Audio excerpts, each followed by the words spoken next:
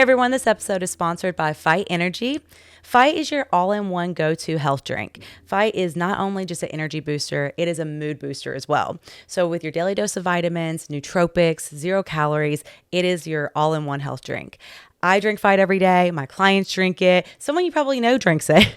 And you guys, what I'm offering for as we get into 2025, we're doing a discount for 25% off your first order if you type in LYB. Okay, so we'll know that you came from the podcast, and that way we can make sure you get some Fight Energy and some other little goodies thrown in there too. So if you get a chance, we would love to know which team you are. Are you team strawberry? Are you team blueberry? Hey everyone, welcome to the LYB podcast. So last week you saw my girl Sarah Beth come on, and this week we have her husband. Indeed. So introduce yourself to everybody. I am Sarah Beth's husband. Yes. That is all it is.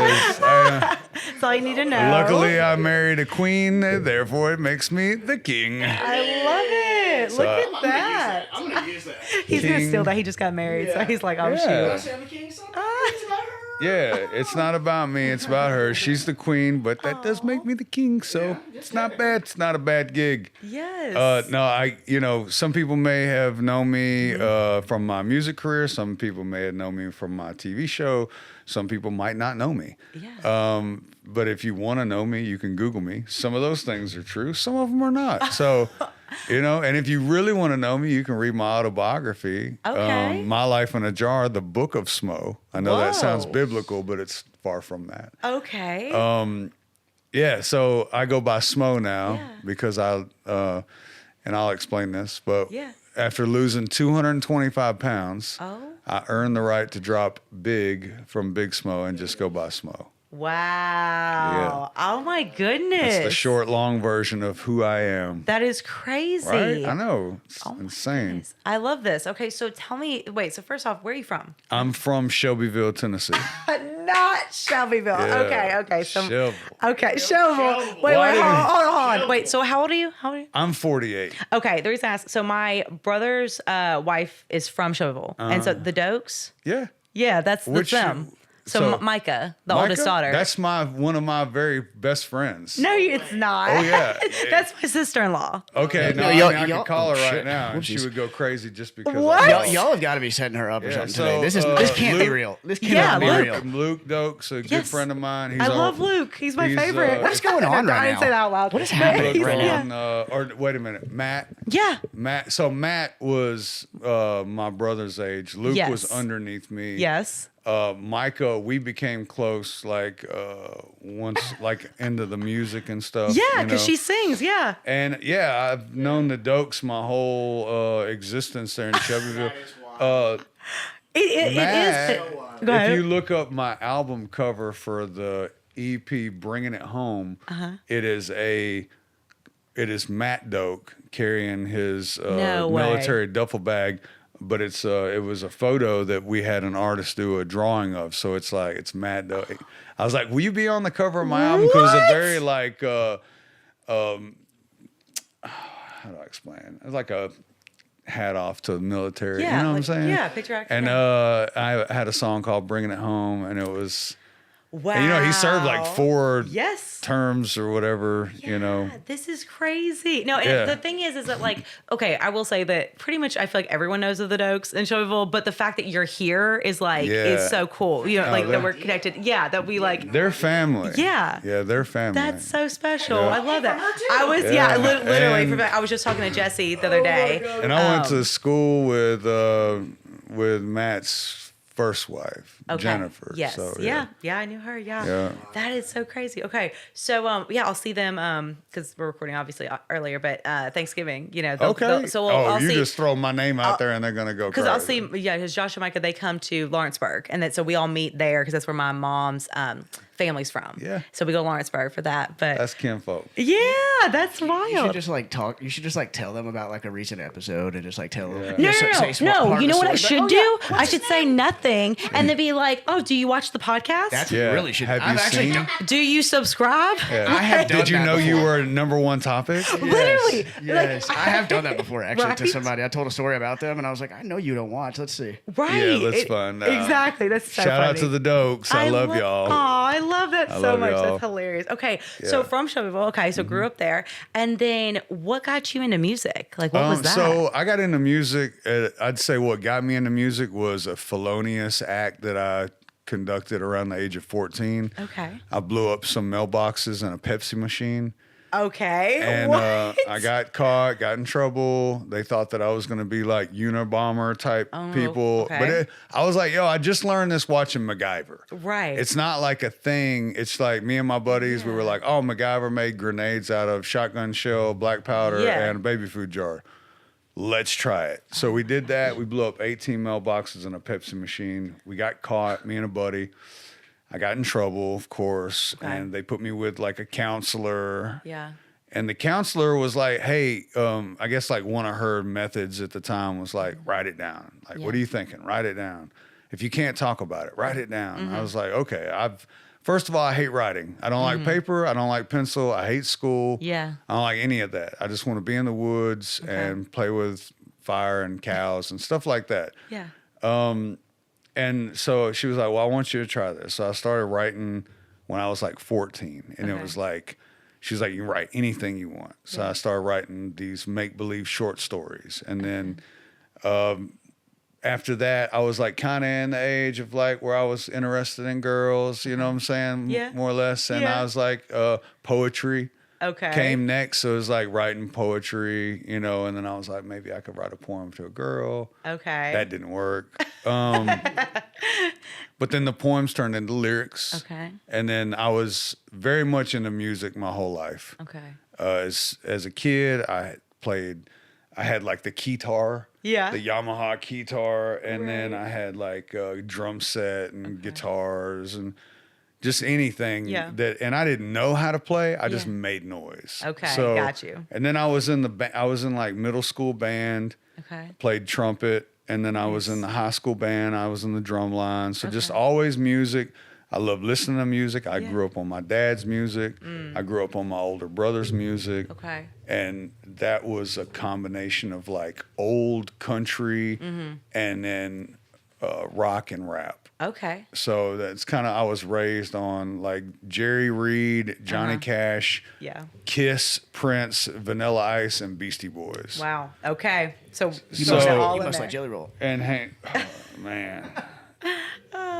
So, Yeah. oh yeah, absolutely. I'm sorry, I didn't. That was a question. Yes, yes. Absolutely love Jelly Roll. He's a friend of mine. We have songs together. Oh my god. I was a writer on one of his last albums. So yeah, That's so cool. super proud of that guy. Yeah, you know what I'm saying. His for sure. concert's tonight Yeah, I saw. at Bridgestone. It made me think. What made me think about it is I saw recently he brought. He does a lot of stuff in prisons and stuff, and he brought. I He saw got those, permission, yes. to bring like 3 or 4 guys on stage with him. That's awesome. And they performed. Yeah, they didn't just no. come on stage; they performed. That's great.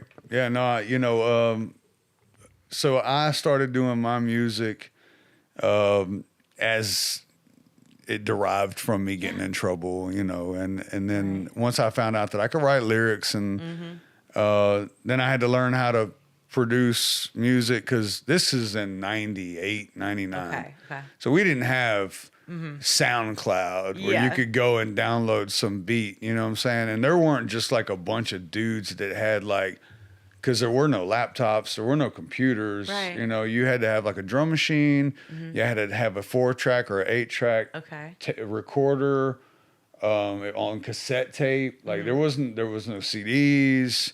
Okay. So I came from a time that was much different than what the rest of these guys Yeah. came up in. Right. So we had to learn how to make our own music. Okay. So we had drum machines, we'd make our own beats, and then we would learn how to use these synthesizers and MPC 2000s and all these, and we're out in Shelbyville. This is not like we're not in Nashville. Right, You know what I'm saying? yes. So we don't have Music Row. Yep. We got Madison Street. Yeah. And I wasn't even in town. I was out in the sticks in Unionville. So Yeah. we had a shack in the back that was an old store from the 1800s that was my great-grandfather and my grandfather's store. And when I moved out onto the family farm, me and my dad turned that shack into my recording studio. Okay. And then me and a friend of mine who was a DJ, every rapper has to have one. Right. Or you can't successfully pull this off. Started to self-teach, or how to make the music, how to record the music, how to mix the music, how to shoot the music video, how to do the photography, how to do the graphics, and we taught ourselves everything. And we were independent, for a long time, for like 12 years, and then which a lot of things happened in that 12 years. I became a father. Married for the first time, divorced for the first time, multiple kids, you know what I'm saying? And then around 2012, so I put my first album out in 2002. Okay, and gotcha. I started on it in like 99. So that gives you even an idea of like how long it took to create 12 songs was like 2 years. Yeah. And it was, because it's like hand sewing music. For sure. And, put that album out, and it was terrible. So terrible that you can't even get it. Like, I won't put it out for, it's not on distribution. If you didn't get it in CD from the corner store, or oddly enough, when we were pulling down here on White Bridge Road, New Life Records, I remember that was one of the first places in Nashville. And if you're from here and you're from an era of before the now times, New Life Records, and you could go there and you could do a consignment deal with your album, to where it was like, you've probably a CD in 2002. Yeah. To get it made cost like $8. Yeah. You know what I'm saying? To where today it's like $1 a CD, but in 2002 it's like $8. Yeah. So you need to sell it for like 14. Right. But DJ Infamous down there, he wasn't having it. He only wanted to get you 12. So it's like, I come from a time when like you had to not only hand make your music, but you had to go out. There was no, you had to hustle. There was no distro company. There was no social media. I didn't get to just jump on in front of a phone and act like an idiot and sell a record. Yep. Like I had to go to 2nd Avenue with a trunk full of burnt CDs with my handwritten Sharpie, MySpace, my home phone number, not a cell. Right. You know what I'm saying? And like try to sell them for $5. Right. And if not, then you give them away. Yeah. Because we were there. We already invested so much money on gas to get from Unionville to Nashville. Yep. We're out there. We're not coming back with this product. We're not coming back with this product. It's going to hit the street, serve its purpose. Yep. Which did us very well because, I worked off of a ripple system doing my music to where I knew that I had to drop the stone in the water in my hometown. Yeah. And win over my hometown first. Yeah. So in those first years, we dedicated ourselves to doing local shows for free. Okay. Every year at the haunted house, the Halloween night, we would set up a trailer and do a concert before they opened the doors because everybody was there. Yes. We learned that you had to go where the crowd already existed. Yep. Put yourself in front of them, be heard, and then give stuff away. Okay. And then people would be like, they would, it's the ultimate ad. If you yell it in their face and then hand it to them to take it home, they're going to talk about it. So 100%. We won over Shovel. And then from there, we rippled out. We went to Murfreesboro, did some shows. Then we wound up in Nashville. And I remember... this is probably like in 04, circling back to Jelly Roll. He was busting tables at some restaurant down Nashville. Wow. And I mean, this is the kid version of him with the mullet and still in his like white button-up waiter bus table shirt. I was throwing a freestyle competition, 4th Avenue. There used to be a place called... The Muse. It's now Domino's. Oh, okay. It was the Muse and Kung Fu Coffee. Okay. So that another gym for old school people. If you were from around here back then, Kung Fu Coffee was the coffee shop up front. The Muse was the music hall in the back. This is where we could go and like rent the building for $200. Okay. and we could put on shows. So Love we were it. doing like freestyle competitions and just local artist showcases and stuff like that. And I remember Jelly Roll showing up, and we were like, this guy, you know, we had my buddy, big 6'5" from Franklin. He was a beast on the mic when it come to freestyle. He would eat you for lunch. Oh my gosh. And Jelly Roll came in and just murked the whole competition. Wow. And I was like, yo, you won. Yeah. And it was, the prize was like a recording deal with my label. Yeah. To like a 3-song deal where you would come and I would do like the music, the recording and everything for yeah. you and put it out. And so he never came and got that prize. Okay. But he did come and come out like because he didn't need that. Eventually, like when it got to the point where we were working together, he already had these things in Nashville. Okay. And so when he did come out to the house, me and him and Lil White from Memphis recorded a song called Country Boys. Okay. And that came out in like 06, 07 on one of my albums. And you can still listen to it today. It's a great record. But That's wild. like I come from the rapper version of Jelly Roll. Yeah, you know what I'm saying? yeah. Mm-hmm. Also, but I love to see people evolve. Right? 100%. Yeah. There should be no boundaries on anybody's talent if they're willing to step out there and do it. love But that. I remember, you know, Jelly Roll, who was the rapper. Yeah. And being able to work with some of the same people, you know, and watch this come up, you know, I'm just super proud. And Yeah. I had my own, you know, I had my run some years before him. So when I got noticed was in 2012. Okay. I had done a song a few years prior to that and built this whole brand. Like Big Smo was a brand. Yeah. It was ketchup in the refrigerator. It was a household item. Everyone knew who I was Yeah. in Shelbyville. And even like outside of that, because I had landed some radio spots in Athens, Alabama on 93.3, The Beat. Okay. There was a DJ that was like, that had a show. And I was like, yo, I bet if I make an intro for this DJ show, he'll use it. And I did, and he did. So it's like every night at 7 o'clock, my hometown would hear me come on the hip hop station from Huntsville. And then at 8 o'clock, I did another one. So it was like people were forced to hear me on the radio. And that was the first blow up. Okay. And then And that was when? that was in like 06. Okay. So then 07, my 06, 07 is when my dad had passed away. Okay. In that time frame. And then after that, I'd say what got me to the next spot was, I'm not sure if you're familiar with the artist Haystack. It sounds familiar. So if you're from Nashville, Haystack is like a staple in the music industry. Also, one of the reasons I think Jelly Roll was even able to be successful was because of the help that Haystack. Okay, gotcha. He helped out a lot of people. So I bought a feature from him. He came out to Unionville and we did this song together. And then he saw that I was able to produce and engineer and shoot videos and all this. And I think he had just recently lost his guy that did all these things for him. And he was like, hey, man, you want a job?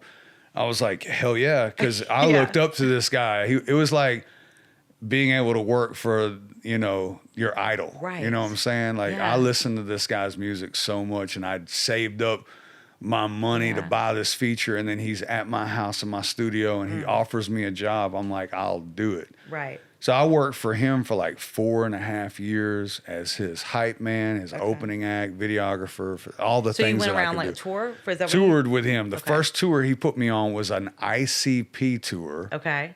Insane Clown Posse. What is that? Because I have no idea what you're talking about. I don't even know if I want to explain. Okay. All right. Okay.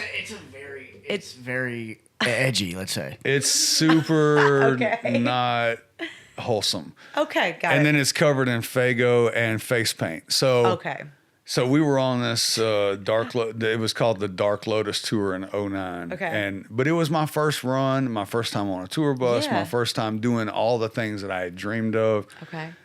So I learned. I always say that Stack's like my OG homie. He taught me the much. ropes, you know. So after I had, and he kind of helped me get into the right direction of where I was going, because I was doing, you know, it was country, but it was gangster. Yeah. It was like if you sold drugs out of a barn. Okay. Rather than off of a street corner. Right. Yeah, So, it was like country gangster. So it was like slanging drugs out of a hay bale, off hay bales. right. So that was where kind of like my rap was in my freshman like sense. Okay. Being with Stack and him kind of like helping, you know, put me in the right direction. Yeah. Put me more in like work boots and Dickie shirt and embracing more of like the country aspect. Yeah, that real of it. feel. You know like, what I'm saying? So he had gave me a couple of beats that were too country for him. Yeah. And one of those songs was one that I'm extremely known for. It's called Kicking It in Tennessee. Okay. And in that video, this is what, it's always something, Yeah. right, that breaks you through. And Yeah. you never know what it is until you're like sitting on a tour bus 15 years later trying to figure it out. And Right. you realize. Right. I had done this video. It was an educational video called How to Kill a Chicken. Okay. Because people just don't know how, you know, they Yeah. take chicken. And at the time when I ate chicken, Yeah.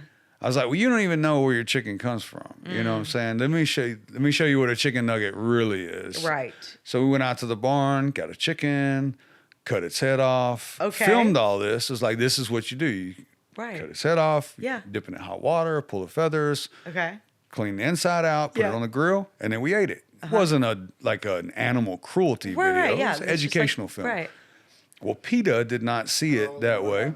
Oh no! And they- What happened? Well, they report, and this is like Not PETA. this is 2010 YouTube. Oh So like wow! this is like Okay. 14 years ago YouTube. So Okay. this was PETA was like big on YouTube, and this was before you could do a lot of things Okay. on YouTube.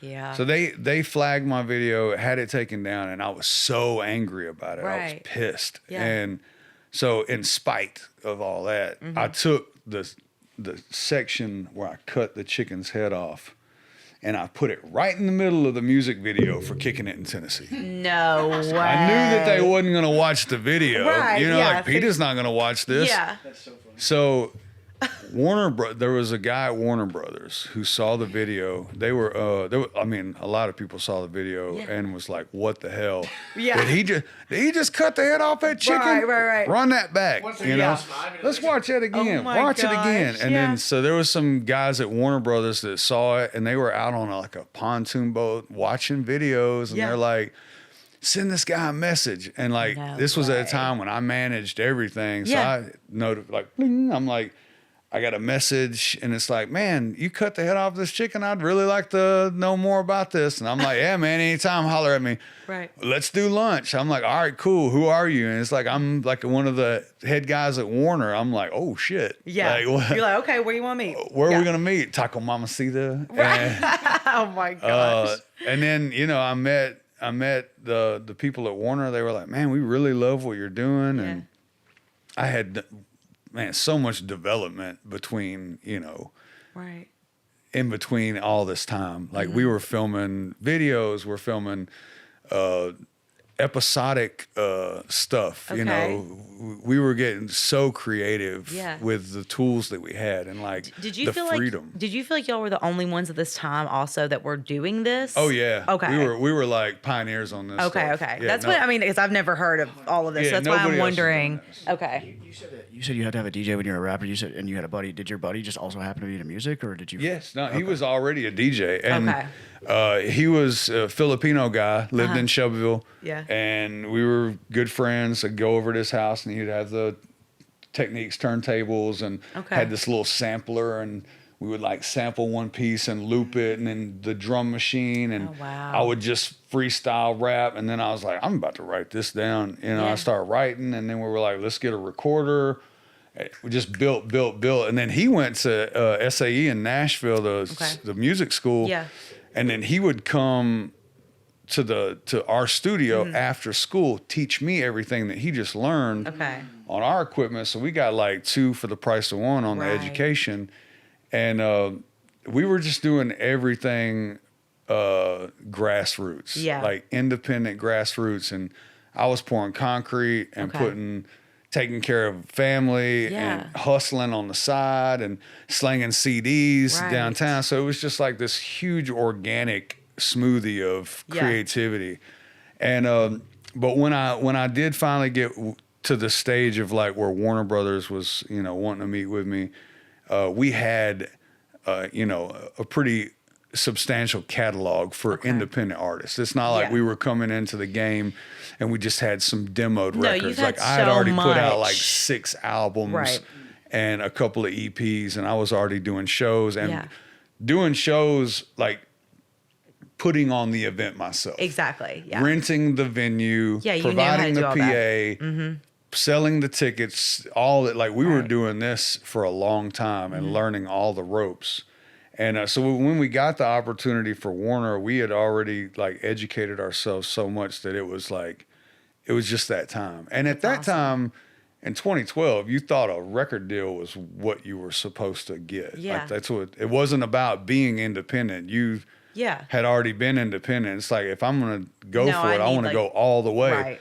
So when I signed with Warner Brothers, that opened, of course, a lot of doors, a lot of budget. Yeah. We went from having to rub 2 sticks together to make an album to having like $250,000. Wow. They're like, here, go make an album. And then you're like, okay, what do I do with all this money? So you start calling like, you call Rich Redmond, Aldean's drummer, and you're like, hey, can you play drums on this album? And Peter Keys from Leonard Skinner, and you're like, hey, can we hire you to play? So we started like dream teaming our music, you know, and creating like this top shelf version of this backwood idea. Right. How was that for your mental state, going from like literally like kind of not struggling, but like you're hustling, you're doing everything and raising. Yeah. So did you feel like in 2012, were you like, we made it? Like, oh yeah, absolutely. Okay. So then how was your mindset? Like, did anything change in terms of like, you know, cause I don't know, cause you mentioned about like, before we got on about like cocaine and stuff, like were drugs present and then now they're not? No. Drugs for me luckily came before the fame. Like before,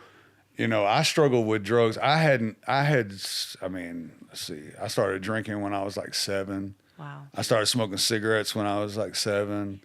I started smoking weed when I was like 12. Okay. You know, and then psychedelics into high school, and I think into my early 20s, like cocaine, and never really got much harder than that, but you know, cocaine's a hell of a drug. You know what I'm saying? So it's very hard. And but luckily, I was able to figure out that self-discipline is more powerful than anything. And I learned that I was able to quit anything as long as I just said, "Yeah, I'm done with that," without like a real struggle, which is a blessing because 100%. I know a lot of people can't just put things down. I was able to quit smoking cigarettes. I was able to quit doing cocaine. I was able to quit drinking when that time come, and then eventually down the road, quit eating terrible food. Yeah. No, I was about to say too, because did you grow up like, were you a bigger kid when you grew up? I've been fat my whole life. Okay. Yeah, I've been fat since I was like 7, maybe 6 or 7. Yeah. Okay. And so was that, you know, did you resort, like, because from the male perspective, I want to know, like, did you resort to food as like a coping mechanism, or was it just like you were just mindlessly like, I'm just eating because I'm eating? Domesticated. I was domesticated into the way I ate. You know, I was taught, like the first thing I was taught how to make was a grilled cheese and chicken noodle soup. So, and then given the green, like, go ahead and make your grilled cheese. So it wasn't just a grilled cheese. It was like it was like a triple decker grilled cheese with the whole pack of cheese and a stick of butter. And then, you know, chicken noodle soup was not just a can of soup. It was the can of soup. And then you fill that can up with whole milk. And then you put cheese in it. And then you put butter in it, and then you put salt in it. And then there was no one there to say no. Right. So there was no one ever said, hey, make sure you don't use too much of this. Yeah, it was you're just like whatever. It was like, you know. Would they have even known? No, well, a lot of times no. My dad worked full time. My mom, she worked, and she was a lot like big into the church as far as a secretary, and then my dad played golf and my dad drank. So, and at that time, like in the 80s, it was like kids, Yeah. it was, we ate as a family. And this is also unique. I can go ahead and plant this in now. I didn't realize that I think my addiction to food came in, was also triggered with my introduction to pornography. At a young age. Yeah. So I was given a Playboy magazine by my dad, and it had Vanna White in it. Okay. And then as a family, we sat down and ate dinner and watched Wheel of Fortune. Right. So I didn't figure this out until some therapy sessions later in life, that I was like, oh, damn, maybe this is psychologically, Right. I was introduced to this pleasure stimulant of pornography. In my personal time, I had this version of this person. Yeah.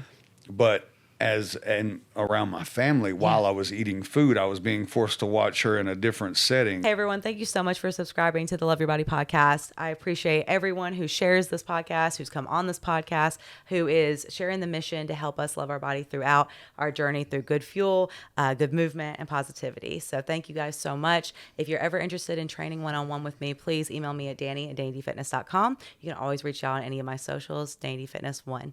And I'll talk to you soon. Hey, what's up, everybody? I'm Smo. Make sure you check out my music and all of my other stuff at therealbigsmo.com, or you can follow me at therealbigsmo on socials, and make sure that you love your body. Right. It's very strange. Yeah. But I believe that is around the time that I started to have food addiction problems, to where, that, and like I said, just the domestication with no boundary of cook what you want and put what you want in it. Wow. But I think that's where my struggle started, Yeah. and I didn't realize that until, you don't know when you're that young. Well, for sure. And again, too, it's like that whole idea of like sitting around the table, like with your family, and just like I remember sitting with my dad and we would drink soda together. I mean, a lot of soda, but that was like our thing. You know what I mean? And that's what Sweet tea. Yeah. And you just relate to that. And it was a calming. It was that whole of like, we're in it together, Yeah. So I can imagine how I crazy was that definitely would've felt, domesticated into a poor lifestyle, not on purpose, but I think my grandparents and my great grandparents, they came from a different time than my parents, where they grew their own food and killed their own food, and then around the time of my parents, whenever they had me, and my parents had me at a very late in life. Oh, I was okay. one of those accident Vegas babies. Okay. So my gotcha. mom was like 38, my dad was 40, Yeah. and he was in the Navy and overseas. And Okay. my mother had already had a daughter, and she was like 20 something when I was Okay, born. so very yeah. spread out. Okay, so you have an older sister. I did. Oh, She did. died in a motorcycle wreck Okay. when I was very young as well. Okay, gotcha. So, yeah, my family dynamic was super strange. Yeah. So my parents had already went through this phase of raising a kid. Yeah. And Yeah. even like not long after I was born, losing a kid. Right. And then I think maybe I caught some of the residuals of that time frame and circumstance, to where it was just like, I was very loved, and I always had everything, but also was just, I didn't have a lot of supervision. Yeah. You I know, gotcha. and Done parenting at that point. That they're- yeah, it kind of felt like, and my sister had a son, so when she died, my parents took him in Oh, and wow. guardianshiped him. Okay. And he was raised as my brother. Okay, I so, see. My nephew Yeah. was my brother, and I think like they kind of was like, well, let's let him raise them, kind of thing. You know what I'm saying? Yeah, I do. I say that. And I can't imagine what my parents' life was like. Yeah. Now that Now that you're older. now and that I'm can see- older, and I have kids, and they're Yeah. all older, and I'm like, I couldn't, like, I have two 25-year-olds and a 21-year-old, all girls. Oh, wow. Okay. So, like, I couldn't imagine if, like, me and Sarah Beth had a baby right now. And Yeah. then, like, that would be, because she's the same age as my mom was when my Right. mother had me. So, like, Yeah. if we had a kid right now, and then, Yeah. like, that kid would be me, I'd be crazy. Like like a whirlwind, right? I'd be like, go make grilled cheese and chicken noodle. Yeah. I wouldn't do that. No. But you're like the healthy way, yeah, right? the old like, me would have done that. But oh my gosh. yeah, it was so growing up, I was definitely domesticated. And with my parents, I think convenience was what it was, because sure. like I said, my grandparents and them, they were more grow your own, kill your own. And then my parents, they were sold on the industrialized food and the convenience of food. And then that is what I got subjected to as a child, which led to my obesity. Okay. And this was even living on the farm, right? Because you guys all were, Oh, we had a garden. We had a garden. We had cows. Okay. But we also had a Save-A-Lot grocery store. Yeah. And Okay. Mr. P's Pizza and canned goods and, Okay. frozen stuff. So for sure. So then what age were you around when like the Warner Brothers, like all that stuff happened? So that was, how old would I have been? I'm terrible at math. If I was 2012, hold I on. want to say like 33, 34. Okay. Whenever the interest came about, you know what I'm saying? And then from the Warner Brothers deal, almost instantly came the TV deal. Okay. So yeah, what was the TV deal? What happened? So I had all right. So when I had, to deal with Warner, and we're like out touring and we're doing like all this crazy stuff. You Yeah. ever been to a mud park? No. All right. So we're just doing like crazy shows. We're out opening up for Kid Rock. I'm out opening up for Leonard Skinner. I'm out doing shows with Jamie Johnson. Let's you know go, what I'm yeah. saying? Like I'm backstage with Sheryl Crow, like I'm living this wild life. Yeah. And the crew that I'm with, and like, because I was so good at like filming and editing, I'm like, we got to document all this stuff. We got to film everything. Smart. So we're filming everything. And I had already done all of this for Haystack back in like the O's. Right. I filmed all the Dark Lotus stuff, did all the edit, made the Haystack movie. So you're like, I've been doing this. I've been doing this. Yeah. I know the blueprint of this. Like what we have to do is we have to film, we have to edit. We have to pretend that YouTube, and I had already learned the value of YouTube. Yeah. I'm like, this is our own network. Right. You don't have to have a network. Can I just say one time, it's 2024, people still don't know. They don't know. They still don't understand the value. You don't Yeah. you don't have to have a network. I Right. guarantee you there's more people watching YouTube than there are watching TV. Yeah. And you also appreciated that because of the process that you had to go through initially, because you didn't have that. I didn't have Yeah. that, right? Yeah. So these things were all like gems that landed in my path that I was like, I had to learn how to adapt them and then like to use them to my benefit. So we were filming everything, and I was like, all right, we're going to use YouTube as our network. We're going to film 5 to 8 minute episodic things. Yes. We're going to film a bunch of stuff, like hours of stuff, and then we're going to it's down to like 5 minutes because nobody wants to watch. We had already been doing the analytics on how long people watch, and we're like, we got them for 3 minutes for a music video. Maybe episodically we can push it to 5. Yeah. And then we'll say, okay, every Wednesday night at 9 p.m. The next Make it a routine. Next episode of Big Smoke, Country Living, behind the scenes. And it was like following us in our regular, it was a reality show. Okay. And so when I got the deal with Warner Brothers and we were doing all that, we were like, man, we've got a TV show here. So we took all those episodes, like 18 episodes that we did, and we made like a movie trailer.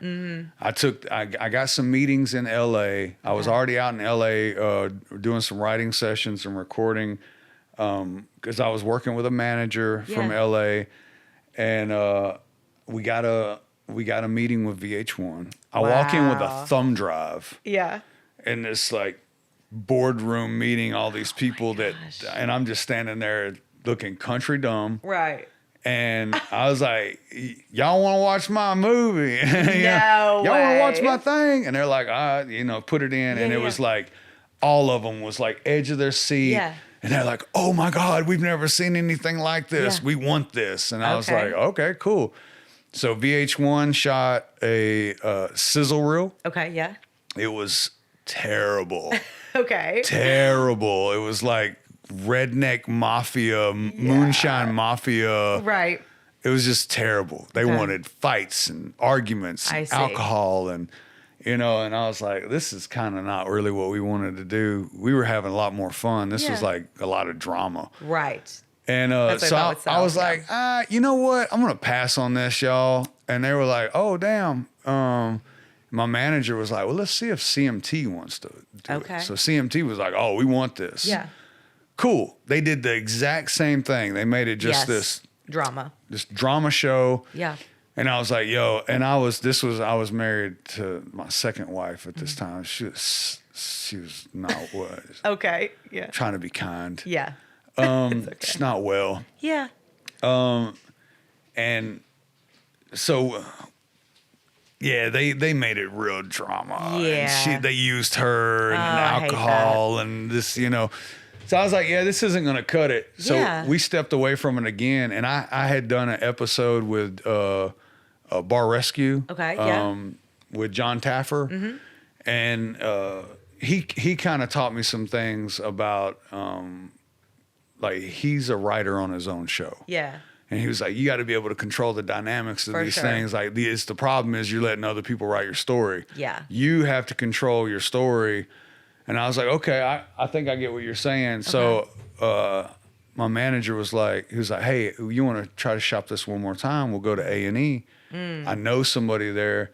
And I was like, yeah, but like, here's the thing. I don't want nobody else writing this. Yeah. Like, we've let somebody else write the story twice and they didn't do it right. Yeah. I was like, pitch it where we are the writers of our own show. Okay. The same way that we were doing our YouTube series. Yeah. And pitched it to him, and with the production company, great production company, Brownstone out of LA. Okay. They were like totally on board with us writing everything. A&E was cool with it. So now we've been given the opportunity to write what we're going to film. Right. And it was amazing. I love that. It was amazing. So how long did that go on for? It's like 3 years. Okay. 2 seasons. So you finally get what you've been looking for. Episodes, yeah. Yes. So, and the reason why I wanted to do television, well, I've always loved TV. Yeah. I just love it. And I felt like after doing a lot of music videos, I felt real comfortable in front of a camera. Yeah, for sure. And I had a story to tell. Yeah. And I had a genre of music that I was trying to build. Yeah. Bigger than what it was, because country rap at that time was getting laughed at. Yeah. It was like, oh, it's country rap, it's crap. Yes. I'm like, yeah, I remember when I was 4. Yeah. But, you know, this is like real music. This is Right. like Hank Williams Jr. and the Hood type stuff, Yeah. you know? And the reason why I did the TV show is so I could really get this music Get it out there. 100%. And you know, here I go to New York, and like I'm on the subway, inside the subway. Wow. I'm sitting in a subway, and my face is on the subway. I'm in Soho, and like my face is on the bus bench. Yeah. And I go out to LA, and like there's my billboard, you know, like right around sunset, and I'm like, this is out there. And at this time, like, was your name like FAT Smo? Like, I don't It was say Big like, Smo. It was Big Smo. Okay, yeah. Yeah. The show is called Really? Big Smoke. Okay. So with that though, okay, when was it that you decided you're like, nah, like I'm trying to like I want to be healthier, things like that? Because like, did that affect your image? Oh, like, I was way fat. Okay. Way fat. TV like really made me fat. Because. But they didn't care. They were just like, No, they used it. They abused it. Yeah. Yeah, they abused. the character. They really Okay. like exploited. Thank Okay. you, love. Yeah. They really exploited me. Wow. Oh, and that sense. And it was catered. Yeah. Like the show was catered, Oh, bro. yeah. You know what I'm Yeah. saying? And like, So you eat what they give you. Yeah, Like, yeah. and- Hey everyone, thank you so much for subscribing to the Love Your Body podcast on YouTube, Spotify, wherever you're listening. I appreciate you so much for sharing these stories, listening, and just being a part of the DDF community. If you are interested in any challenges I have coming up, the Get Your Movement In Challenge is launching here soon, so stay tuned for that, as well as online programming. Would love to work with you from all over. And you guys, I'm just so blessed and so thankful for this season of time. Please please, if you get a chance to share the mission, rate the podcast, whatever you want to do, comment, let us know what you think about it. We would love the support, and we're always looking for sponsors. So if you're someone that's listening right now and you want to get your business out there as well, we'd love to have you as a sponsor. And so let us know at Dani@DanityFitness.com. And for me, I had my own barbecue sauce line. Okay. We had our own grill master 3 days of the week that would show up with a pit, and like we would have pulled smoked chicken and ribs, anything you wanted, whatever, you know. So the lifestyle of filming television is so unhealthy. On top of, and I was already fat, because touring is terrible. Like all you're eating is bar food. Yeah. And I drank like a half gallon of Jim Beam every night on stage. Wow. So I didn't realize that I was even an alcoholic, because professionally I would drink. Right. Off the clock, Yeah. I smoke weed. You know what I'm saying? So I wouldn't drink. I was like, I don't really want to drink. But on stage, in front of thousands of people, all they wanted to do is see you drink. So I would come out on stage, hit the top on a half gallon of Jim Beam Red Stag. Yeah. And just like the whole show, I just grab the bottle and drink, and then people want to drink all night and just drink. Yeah. 3 o'clock, you're at IHOP. I'm ordering not 1 plate, not 2 plates, but 3 plates, because I'm going to eat one. I'm going to nibble on the other one, pack it and the other one up to go on the bus. Yeah. I'm going to get on the bus. I'm going to probably eat a little bit more. I'm going to go right to sleep. Yeah. And then it's in that cycle. Wake up late. Yeah. Sound check, bar food, more alcohol. Yeah. Again, it's like Thursday, Friday, Saturday, Sunday. Right. And then, Monday, Tuesday, you just go home. Yeah. You re-up on all of your medication because you suffer from acid reflux and blood pressure and cholesterol and gout and psoriasis and eczema and inflammation and like all the things, you know what I'm saying? So at my most successful and my most successful moment in my career, I was the most unhappiest and unhealthiest. Yeah. And that's when I realized that success and money, it doesn't matter if you don't feel good. Right. You can't even enjoy it. You can't enjoy it. How are you supposed to enjoy, fame if you can't even tie your shoe without being out of breath? But that part, you know what I mean? is huge. Or and if you can't go twisted. shopping. You know what I'm saying? You know how good it feels to be able to go get a size 29 pant? Yeah. From a 50? Yeah. Because I was a 50. I was a 48 or a 50 in pants, and I was a 6X shirt. Yeah.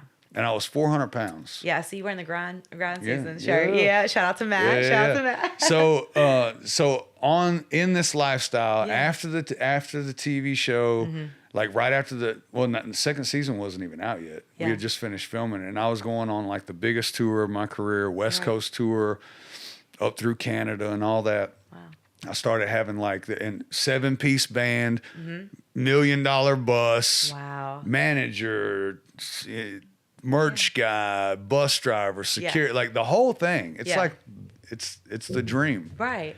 And I start having like these chest pains, and then my manager's like, "It's probably just anxiety, man. You got a lot riding on this, you know, a lot of money and stress. Yeah, stress is like, you just smoke some more weed, you'll be straight." I was like, "All right, I can do that." Yeah. So on tour, I was like, "Hey, man, this isn't going away." Yeah.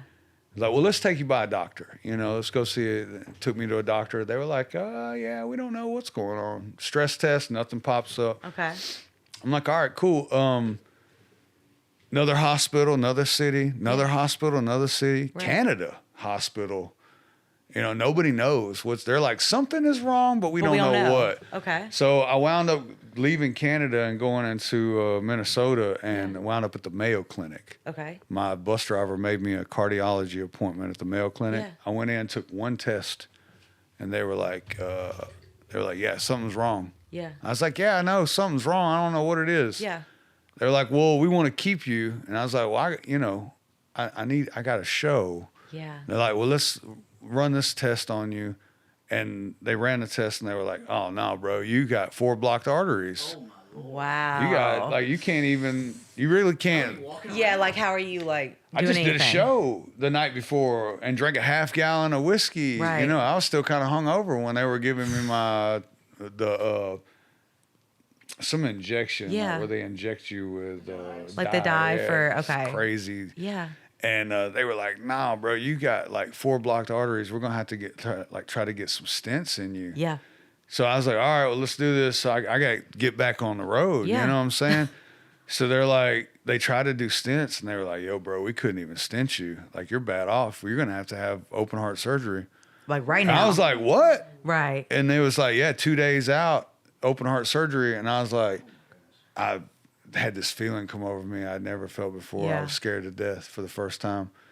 And they introduced me to this surgeon, and he was an asshole. And I was like, I don't like this guy. Yeah, I don't like him at all. I told Right. my manager, I was like, I ain't letting this guy touch me. Yeah.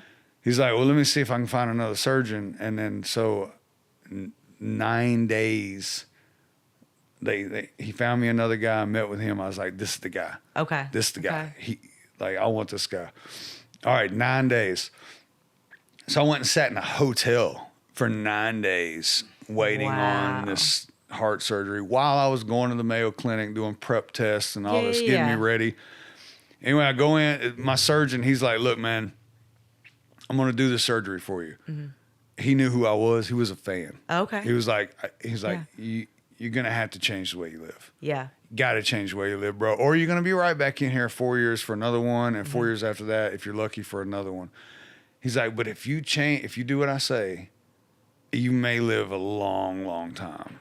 Okay. Because I'm about to give you some brand new arteries. Yes. And he didn't pull any veins from my legs or my arms. Okay. He said, you have like these 2 spare arteries that hang behind your breastplate. They're like spare parts. He's like, yours are in good shape. I'm going to take those and fix everything. And he's like, if you do what I say, you could live a long time. I'm like, man, tell me what to do. Wow. Quit drinking. Yeah. I was like, shit. Oh my gosh. Well, there goes my brand. Right. You know what I'm saying? Yeah. He's like, I need you to quit eating red meat and pork and fried foods and soda Just and smoking. Yeah. You're like, my guy, you do know that I tour and I have a barbecue sauce. Right. And I have And smoking, Yeah. everything. Everything had to quit. Yeah. You got to quit all this stuff. And I was like, ooh, for how long? And he was like, you need to at least do like 4 years, 5 years if you can. And I was like, oosh, God, this is going to be tough. But I don't want to die. I got stuff I want to do. Yeah. I got kids. Yeah. You know? And And this time, had you met Sarah Beth yet? no. Okay. No, I was still married to your second wife. Yes. Okay, got it. clinically challenged individual. Okay. And it was bad off Yeah. at this point. Like that relationship was at its end. Yes. Like, so now you're like, now not only is that coming to an end, but like I got to like reevaluate my whole life. I had so at this much point. stuff going on at once. I had like $1 million lawsuit. I had the my divorce gosh. with my second wife. I had losing my band because I was having heart surgery. Now they had to go find another job because I'm out for 2 months. No you know what I'm saying? way. I lost everything. Like Yeah. Warner Brothers was not really interested as much anymore. They of were like, course. he's probably going to die. You know, so like Right. I watched everybody just kind of like ghost me. Yeah, walk away. It was like the original ghost. Yeah. Before ghosting was a thing. Yeah. I got the first boo. You're like, yes, this happened. Everybody To me. ghosted me because when you drink, Yeah. you got friends. Oh yeah, I know that. When you smoke weed, Yep. oh, you got friends. Yeah. You know what I'm saying? And when you eat and cook crazy, Yeah. you got friends. 100%. But you remove all them things, Yeah. you got no friends. Oh yeah. You alone. No, I feel that. You are alone. Yeah. So like I was alone. Yeah. And I was healed Yeah. because I had the surgery. It went phenomenal. Amazing. Good. And I was like, I'm done. I'm not going to drink. I'm going to do everything that this man said because Yeah. I'm going to do this. Like Okay. I already knew. I was like, if you can quit doing cocaine, you can quit anything. You can Yes. do anything. Yeah. And I learned now if you could quit doing some Right. things that you're basically a superhuman. Yeah. And I was like, all right, let's do it. Yeah. So I got out of the hospital. I come home. I'm going through recovery and everything. And I'm trying to, 2 months, you know, and I'm up here at Vanderbilt doing my rehab and everything. Okay. And they're letting me rehearse up at Vanderbilt, monitor me and stuff to make sure I'm good to go back on tour and stuff. Which is great, yeah. And I was like, all right, so I got a show in Murfreesboro at Temp. Of course. At in Temp. That's my freaking comeback borough. show. Yeah. And I was like, this was before the show, and I was still rocky time in my relationship. And I was like, you know what? I need to go out to a bar and see how I'm gonna do around drinking. Yeah.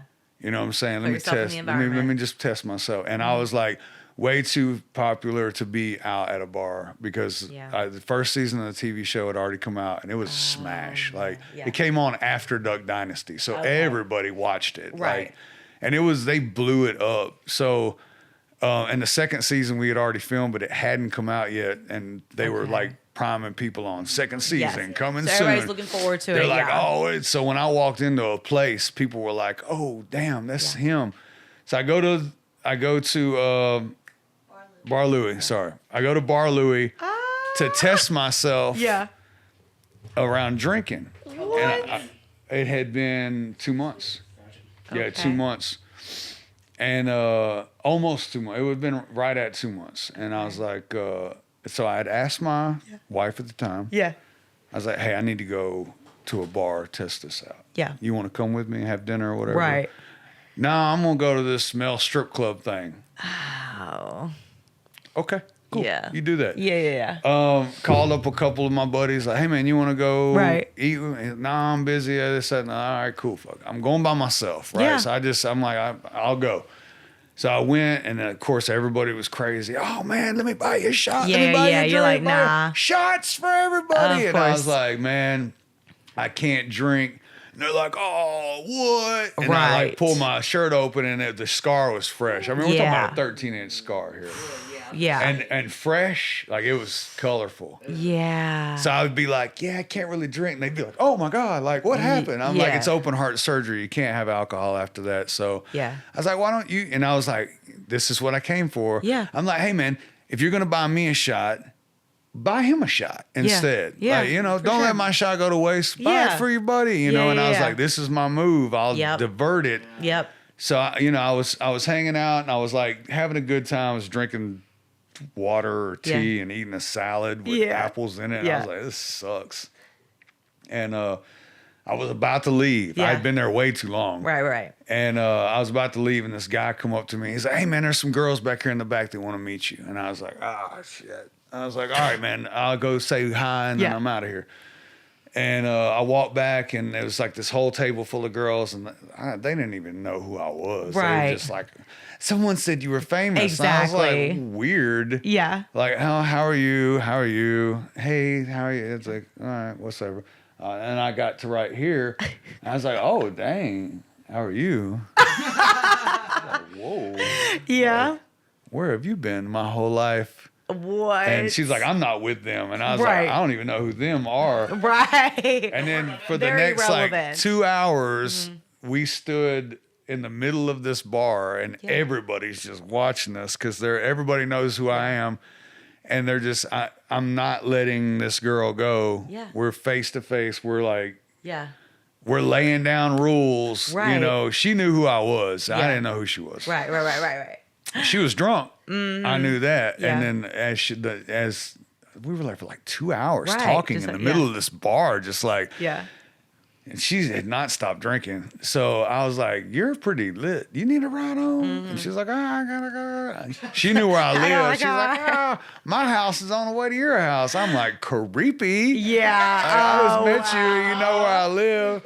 Oh And, my gosh. I said, which way do you go home? Yeah. Do you go 99 or 231? She says, which way do you go home? I was like, 'cause if you go 99, you can drop me off at my house. Yeah. Yeah, You could so- say that again. I said, which way are you going home, 231 or 99? Because if you go 99, you can drop me off at my house. Oh my gosh. So I was like, In case you haven't put it together yet, Yeah. we're talking about Sarah Beth from last Yeah, episode. that was- Exactly. Yeah. For the previous episode. Yeah. so, I was like, man, this girl is amazing. And I granted, I had been experiencing the worst relationship on the planet. Yeah. And I was just happy to be in front of someone that was like alive and not just a total mess. Right.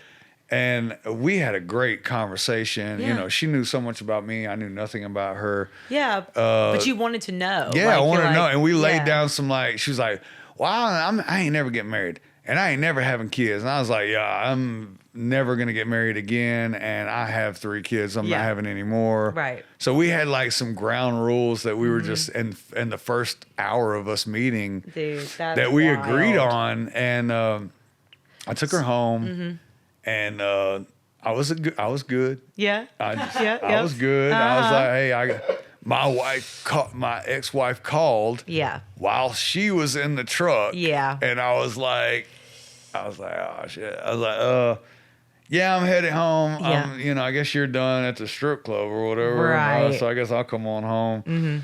And were you sucking my finger or something at that time? Like kissing on my hand while I was talking on the phone. I was like, what is this girl doing? She's got my pinky down her. Right. Oh my God. And I was like, listen, I'm gonna go, but this is amazing and you're great, and like I've got a mess to clean up. Yeah. So she was a great help, and she actually tried to help my wife. Okay. Because she was going through hard times like substance abuse. Okay, I see. Because she came from, before I met her, she was like, she was a train wreck. I was trying to do the pound puppy thing and rescue somebody. It didn't work.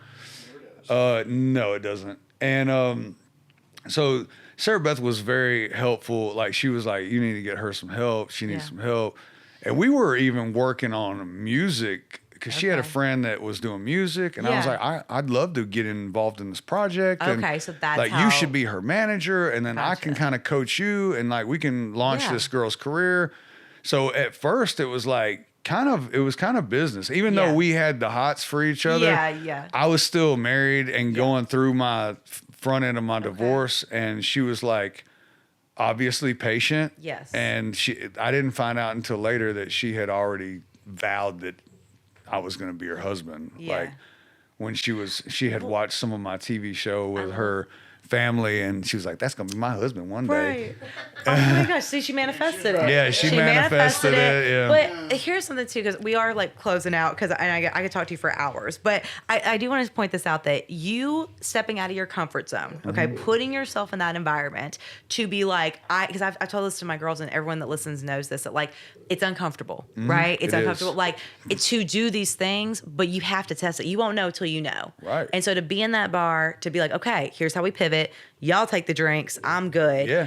And then literally to meet somebody that, from what it sounds like, love at first sight. Absolutely. Right? Yeah. To have that moment. In that lesson. Yes. Is huge. It validates it. And it does. It's like, well, this is exactly like the lesson was just part of it. But meeting my soulmate was the ultimate gift that I got for going and testing these things. Yeah. You know? And then she quit drinking, and now you both have a food trailer, that you do, and so you're offering and you're helping so many people. Yeah. And so but you're still doing music though. Still doing music. Okay. I did my last show in April of this year because we launched the food trailer. Yes. Yeah. So as she said last week, we went plant-based in 2020. Okay. I watched the documentary. Yeah. Game Changers. I have not had an animal product or animal since I watched that show. Wow. Okay. I had to get rid of all the deer meat in my freezer. It's one of my friends. All the ducks that we killed on that duck hunt went to another friend. And I stopped hunting. Okay. I stopped eating because I was addicted. Like food's an addiction. Yes, it is. So since we've talked about cocaine, alcohol, all these things, like you have to know that food is a drug. Yes. And it is like, I am now involved in what I call the food fight. Yeah. And it is good versus evil because there are great foods and there are evil and devilish foods. For sure. And a lot of people don't know the difference because of propaganda and advertisements and people that back it up and just false information. For sure. You know? So our battle now, because of my weight loss stemmed from the heart surgery the initial changes that I had to make, no alcohol, red meat, pork, fried food, soda, Yep. that knocked off 100 pounds. Okay. Then I was stuck at like 300. Yeah. And I wasn't exercising. And also for anybody that's watching, Yeah. fix your diet first. Yeah. Don't try to do both at the same time. Yeah. Diet and exercise is not something that you do tandem. Not until you have your diet under control. Yeah. It's too much. This is why people fail For when sure. it comes to diet and exercise. You have to get your diet under control. Right. You have to make it a lifestyle. Then you introduce Yes. exercise when your menu is not working against you. Yeah. Because if you try with your standard diet that Yeah. you're eating right now that you're trying to escape from, Yeah. and you go work your ass off in the gym and then you leave from there and you don't know better Yes. than to go to Dunkin' Yep. and to treat yourself Right. with a 9,000 It's just that calorie cycle. latte. Yeah. You know, and you need to be aware. Sarah Beth spoke on relationships with food. This is the most important thing that I like to push on people. No, like, you're so quick to be in a relationship with so many things. Yeah. But you pass on the most intimate items in your life. And Right. it is the food that you put inside your body. Yes. That, like, what else are you putting inside your body? Like, Right. food, Yeah. water. Right. Like, it's that. Maybe your significant other. Yeah, But, oh, you know what I'm gosh. saying? But like Oh my gosh. food and water Yeah. all day, every day. Right. If you're lucky, a significant other. Right. But like food and water all day, every day, Yeah. your whole life. Yeah. So if you don't have a relationship with that, Right. like why would you have a relationship with anything else? So Yeah. having a relationship with your food is understanding, Right. much like your significant other, where they come from, what's in them. What are Yes. they going to do for you? What are they going to not do for you? And look at how that correlates, you guys. Like the whole thing about most people stay in a bad relationship, Yes. right? And same thing with the food because of past trauma or because Yeah. whatever. Like, and it really does go hand in hand of how you view everything in life. And that's why I tell people about with the movement. Like, movement saved my life many times, and it has been that outlet. It has been that for me. And so it's one of those things of, again, like me and Sarah Beth talked about. If at some point the food would have been put as the priority, It should have been. right? Food Like, should be it the could have priority. changed even. I mean, I was out there lifting 500 pounds and literally like had like a bar. Yeah. When you're You know what I mean? Like, and then Food- I was wondering why I'm blacking out. Like, food wondering has why. to be the first thing that we change, and then I mean always motion, right? Yeah. Even when you're changing your food, light motion. You Yeah. should be moving anyway. Going like, on your walks, like doing that should something. be Yes. that's a therapeutic thing. That's not even Yeah, a that's for physical your mental- exercise. yeah. Like we're talking about, you just need to move as a human. Yes. But when it comes to like once you get your lifestyle as Mm-hmm. far as your diet under control, exercise becomes so much easier Right. because you've already established like these strict boundaries. Oh, for You sure. know what I'm saying? So you're not going to allow yourself to Yep. to cheat on that. Well, and most of the time, what I do with working with people, like I have to go backwards because Absolutely, yeah. I'm teaching them how to have a realistic, healthy lifestyle regimen, and we're starting with movement because that's when they come to me, Mm-hmm. right? And then implementing, okay, but then we need the walks for the mental, okay, but you have to eat. I'm like, and they know that, like if you don't Right. eat before you see me, we don't heavy lift, we don't do any of that, Right. You know what I mean? So it's like you're gonna get rewarded because actually eating food, Yeah. And so it's again teaching that to them is such a, I mean, it's a full circle thing. Like it takes them so much to wrap their mind around it. Yeah, I mean, because most of the people who you see are larger, like are under eating. Absolutely. Yeah. And when they are eating, they're eating the wrong food. Correct. So, I would say, some of the biggest things that helped me was, going to a plant-based diet was extremely helpful. It allowed me to reverse all of my medical issues that I've had. I was able to cure my psoriasis, my eczema, my cholesterol, my blood pressure. After heart surgery, Yeah. you know how many medications that you take? Oh yeah, my dad had. Yeah, my Okay. dad takes so many. I take 0 medications. That's I incredible. see 0 doctors. Yeah. I don't get sick. Yeah. I suffer from acid reflux for over 30 years. Yeah. 3 days after I switched to a plant-based diet, my acid reflux started to subside. Yeah. 6 weeks afterwards, I was off a medication that I had been taking for over 30 years. That's crazy. So- I mean, I believe it, but that's So the plant-based, it's one thing. yeah. Gluten, For Yeah. anybody that's dealing with Yep. pain, inflammation, you think that you need your hips replaced, you think Yeah. you need your knee replaced. Take out gluten. If you have not taken gluten out of your diet before you go and have hip surgery, Right. you are messing up. Yes. Because both of my hips hurt Yeah. to the point to where I was ready for surgery. Yeah. I stopped eating gluten. And this is when I started to exercise. Yeah. Stair climber. Yep. Motion is lotion. Yep. Gluten's the enemy. Yeah. Those two things, my hips are perfectly fine. Yeah. Like I can do 6 miles on my elliptical machine in 30 minutes. I So love that. I love to move now. Stair Yeah. climber, I love the stair Yeah. climber. I got one out in LYB. My knee Yep. no longer hurts. No knee Yeah. surgery required.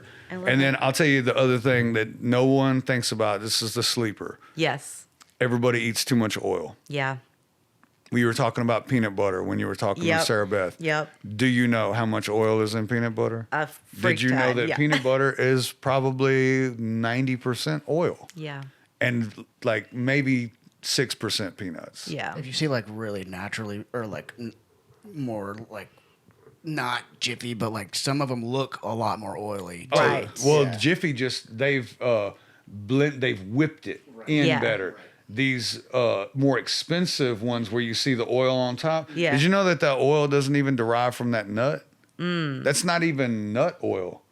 That's like a seed oil. Okay. That's some cheaper oil. Like, oh yeah, That they put on You there. think they're gonna give you some high quality stuff Right, because you're paying more? No, don't be a sucker. right. Like that's some cheap. So they get the nuts already expensive. Yeah. They got to cut it. It's like go back to cocaine. Cocaine. Yeah. Cocaine, you're gonna cut it. Mm-hmm. Same thing. The peanut's expensive. You got to cut it. You cut Yeah. it with the oil. Spread it out. Now you got where you had 6 nuts. Now you got a whole jar. Right. That's Right. profit right there. And if you just look on the back of an Yeah. oil, how much calories is in a tablespoon of oil? Yeah. 100. It's like 160. 60 calories? Yeah. Yeah.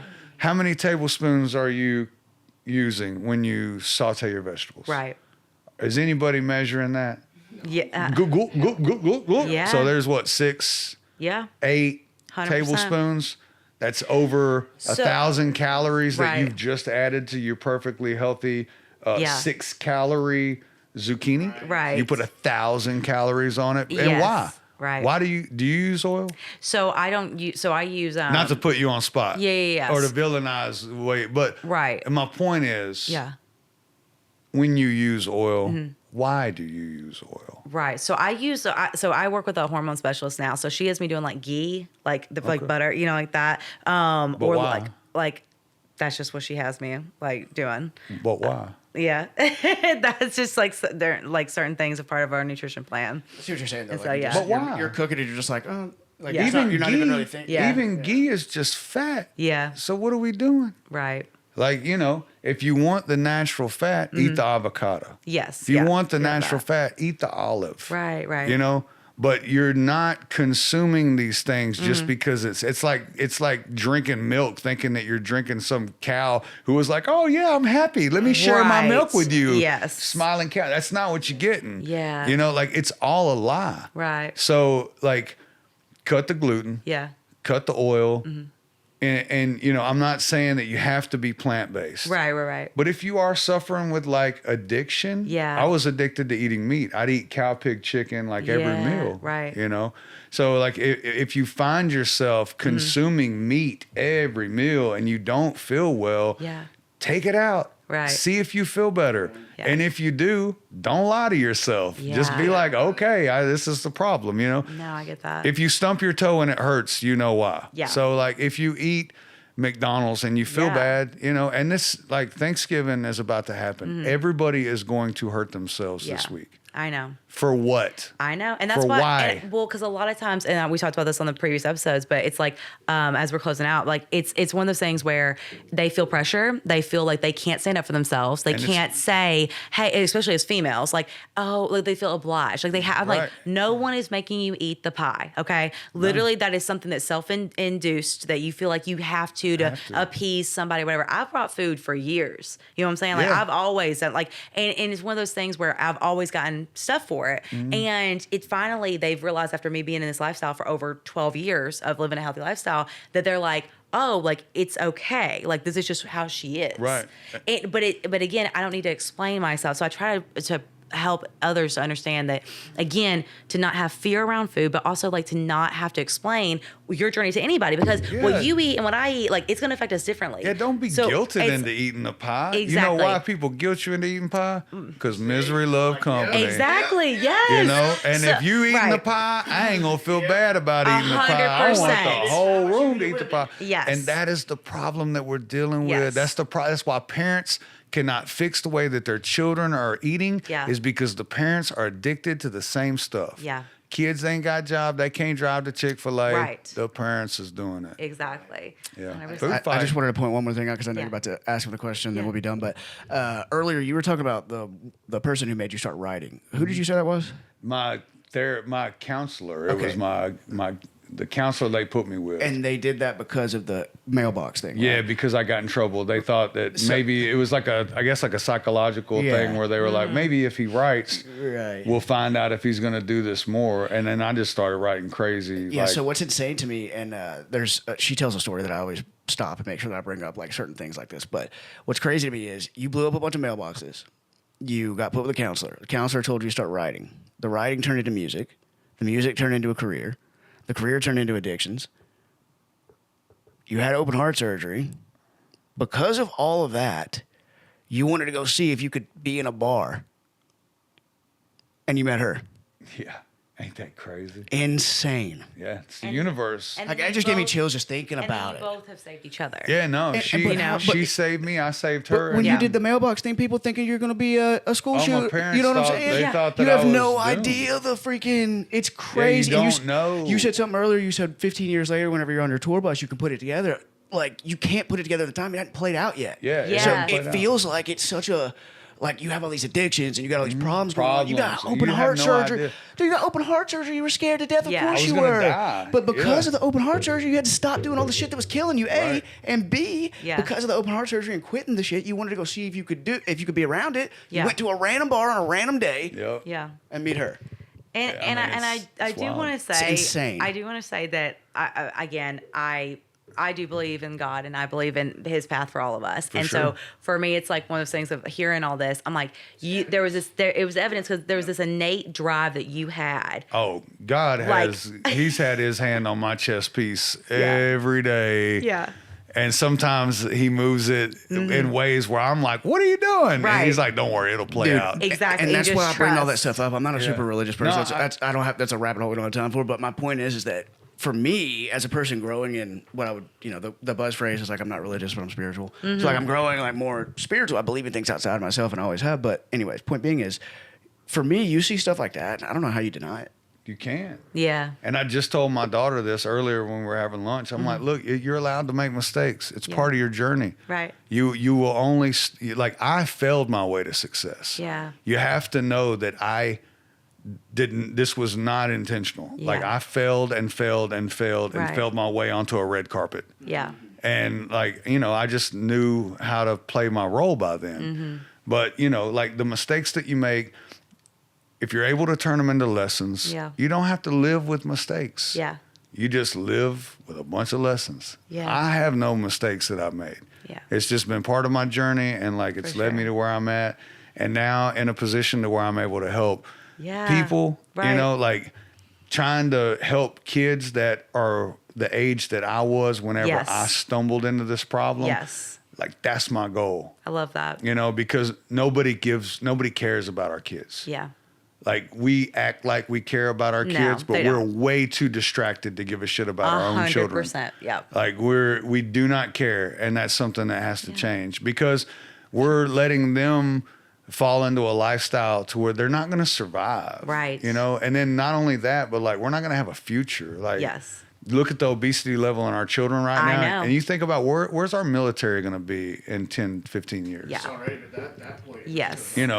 Not to go down the government aspect, it's but true. It's just a fact. Yeah. it's But, yeah. like we have to do something Yeah. and we have to stop letting society distract us and we have to stop letting people lie to us, Yeah. and Well, what I would love make the to change. see is for people to start taking charge and like to Yes. start stepping out of their comfort zone and saying these things. And so, and again, because it's a societal narrative of what beautiful is supposed to look like, what fun is supposed to look like, Yep. what you're supposed to What be doing, happiness is what supposed your to look. kids should be doing. Success. If you're mean, if you don't give them the cookie every night, like Yeah. all the things. So again, identifying your own version of what you're like. I always say, like, create your own reality, right? For sure. And so again, focusing on your path, forgetting about other people's nonsense and comparison and whatever, living in that and just fighting for what you want and what you know is right. And so I love that you got what you guys are doing. That is what we're doing. And this was so special. And Fighting thank the you. food fight. Yes. And thank you for sharing all of this For with sure. me.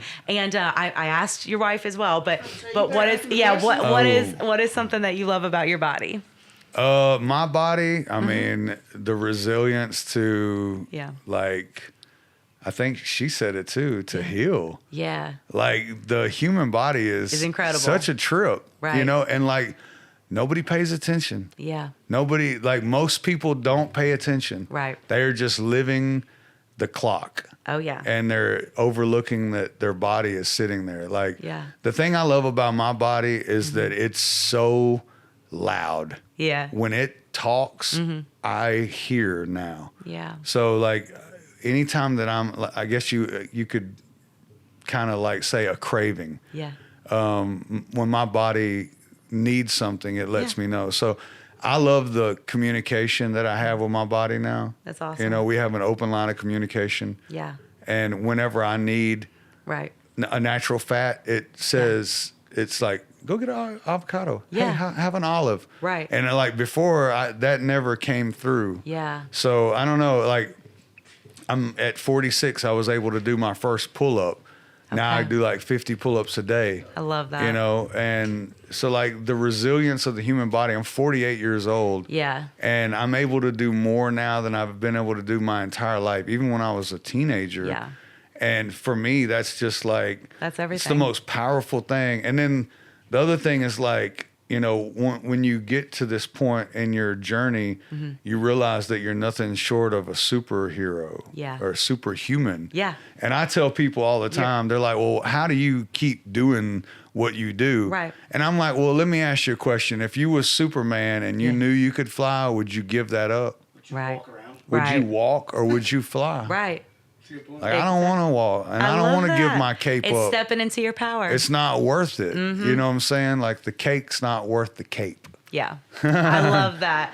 On that note, this was amazing. Like I said, we could talk for hours and hours, but this is incredible. And I'm just so excited to see Yeah. everything that you guys do. And thank you for sharing your story. Absolutely. Yeah. Sorry that it dove so much into music. No, we loved all of it. It's a journey. And you know, and Yeah. if you want to check out the pre-story, like Yeah. in depth, like I said, I have an autobiography. Yes. My Life in a Jar, the Book of Smo. It's Okay. on YouTube. It's on Spotify. Okay. It was quite a. Sarah Beth edited it. Yeah. She did the Oh, I love edit that. on it. Yeah. Okay. Well, we'll was- make sure to have everybody check it out Yeah. because this was awesome. So, Sweet. all right. Until next time. Hey, everyone. Thank you so much for listening to the LYB podcast. If you haven't yet, please go check out the How to Love Your Body Throughout book on Amazon. This is my very first book. I am so proud of it. It is a short read. You can also get it on Kindle. So it's not a huge commitment, but it is something of a self-help book. So if you're someone who is looking for support, you're looking for tools, you're looking for just a way to feel better during this holiday season and into the new year, I definitely recommend it. I put my heart and soul into this, and this is just the start. So if you haven't yet, go on Amazon and get your first copy.